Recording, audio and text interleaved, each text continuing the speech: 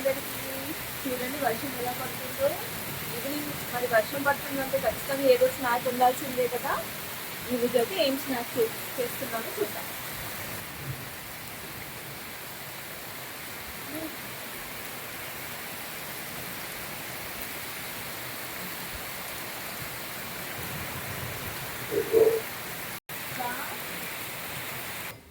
మరి ఈరోజు evening snack వచ్చేసి కాబూలీ శనగలు.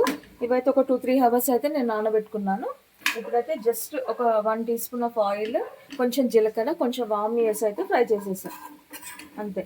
ఇలా మనం రోజు ఈవినింగ్ టీలోకి బ్రెడ్ కానీ బిస్కెట్స్ కానీ వేసి మన ఇంట్లోనే కొంచెం హెల్తీగా ఉండేటట్టు ట్రై చేద్దాం. So please do follow. ఇలా ప్రతిరోజు ఒక కప్పు ట్రై చేయండి evening healthy snack. Please do follow.